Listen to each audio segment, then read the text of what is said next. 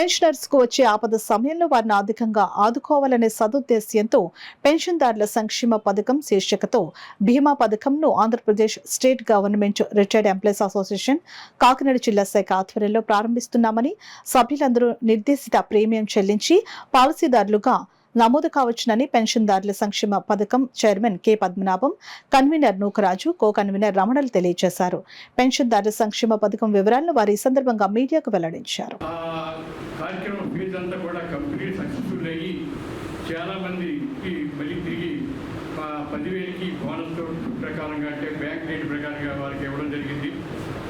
అయినా సరే కొంతమంది డొనేషన్ చేయడం వలన మన దగ్గర కొంత అమౌంట్ బ్యాలెన్స్ బ్యాంకులో అట్లాగా 1 లక్షల దాకా ఉండిపోయింది.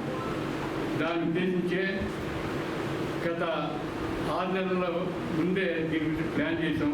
కానీ ఇది 10 సంవత్సరాలకు కష్టంగా ఉంటుందనే ఉద్దేశంతో 5 సంవత్సరాలు కుదించి దాన్ని జూలై నుంచి స్టార్ట్ చేసి 6 నెలలకి ఒక 2000, అదేవిధంగా మన జనవరిలో లైఫ్ సర్టిఫికేట్ వస్తారు కాబట్టి అప్పుడు 2000 తీసుకొని 4000 తోటి 5 సంవత్సరాలు ఎవరైనా గొప్పని ఏదైనా అకాల మరణం జరిగినా ఆ ఫ్యామిలీ మెంబర్స్కి 20,000 పట్టుకెళ్ళి ఇవ్వడానికి, అది కాకుండా కూడా ఎవరైనా మేజర్ యాక్సిడెంట్ జరిగితే కూడా వారికి ఒక 10,000 ఆర్థిక సాయం చేయాలని ఉద్దేశంతో సంకల్పం.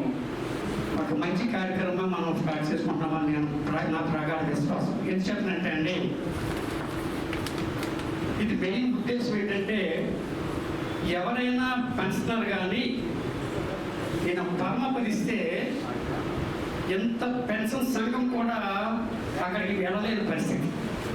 ఎందుచేతంటే మనకి ఇన్ఫర్మేషన్ రాకపోవడము, లేకపోతే తెలిసినప్పుడు కూడా ఎందుకులే అనుకోవడము. ఎప్పుడైతే ఇటువంటి స్కీమ్ మనం ప్రారంభించామో అక్కడ ఎవరైనా పెన్షనర్ కానీ పరమపదిస్తే లేదా యాక్సిడెంట్ జరిగితే ఇది సంఘం బాధ్యత కాబట్టి ఏదైతే ఇన్సూరెన్స్ కడుతున్నారో ఇన్సూరెన్స్ అమౌంట్ పట్టుకుని వెళ్ళి ఆ కుటుంబాన్ని ఆదరించి ఆ కుటుంబంతో కూడా మాట్లాడి మీకు మేమున్నాము అనే ధైర్యం చెప్పడానికని. అట్లా కాకుండా చాలా మందికి ఫ్యామిలీ పెన్షనర్స్ ఉన్నారంటే వారికి ఏం చేయాలో తెలియని పరిస్థితి. వాళ్ళని ఎడ్యుకేట్ చేయడం కోసం వాళ్ళు ఎడ్యుకేట్ చేసి మీకు మా గతంలో 2-3 సార్లు కేసులు జరిగాయి. సత్యనారాయణ గారు ఒక ఆయన చనిపోయారు.